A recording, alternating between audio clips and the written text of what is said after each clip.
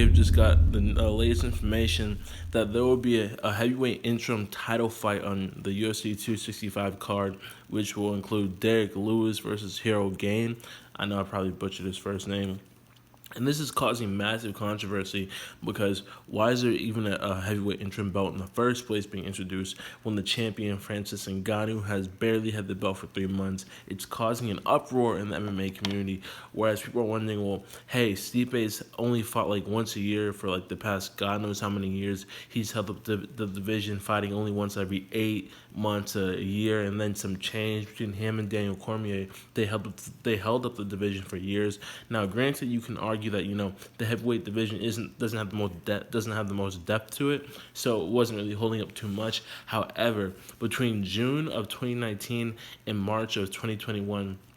Francis was only able to fight one time for a grand total of 20 seconds. So that should tell you that he's barely getting any time in the octagon for real. So the fact that, they're not even granting him, now that he's finally got the belt, any real leeway, because you have to remember, after he got the belt, he did a little media tour in America, but then he went to Cameroon to chill with his family. We saw the pictures and videos of him, wrapping the belt around his mother's waist in Cameroon and greeting the people and everything like that, pulling like a little Muhammad Ali, so to speak, just visiting his home country, the motherland, and everything like that. And as soon as he gets back, they're basically telling him that, hey, you're not going to be the undisputed champion anymore. I think that's pretty crazy. And you guys have to remember that, of course, they were pushing for him versus John Jones, but they couldn't get to an agreement with John Jones on the pay. And then they were pushing for maybe Stipe, but Stipe had to recover. They were pushing for Lewis. And granted, nobody really cares for Derek Lewis. Sure, like on Twitter, he has like a little bit of clout or whatever because they say he's a fun guy. He's a little bit goofy. He's a little bit of a dummy, whatever.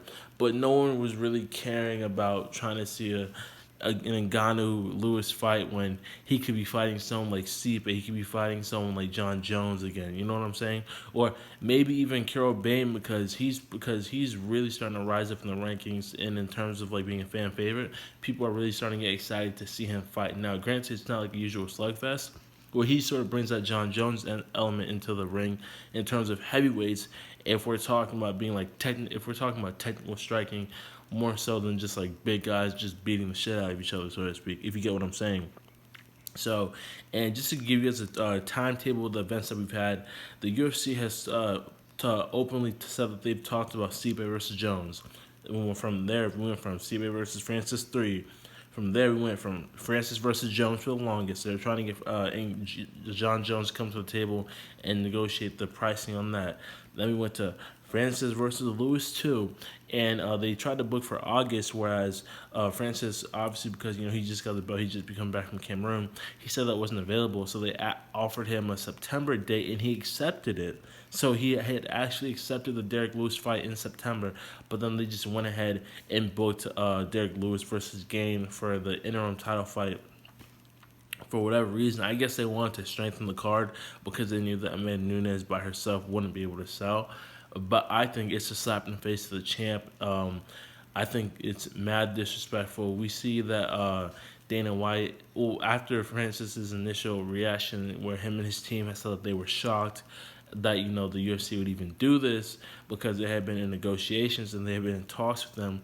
Dana White literally came out and said, "Oh, Francis is full of shit." Da da da da da da. And him and then his manager had replied saying that basically Dana White is fucking bullshitting per usual, and that he's willing to even pull up emails and texts and phone calls and everything, proving his point that the UFC and Dana White are on bullshit, which would not be the first time at all that Dana White is lying about a fighter, and he's lying about the situation arising in a fighter. Because you guys have to remember, if Dana White would lie about the situation with Conor McGregor, it's a no big thing for him to lie about a Francis Ngannou. So I don't really know what to make of it. I'm just breaking the news to you guys. Comment down below what you think of the UFC going ahead and pulling this move.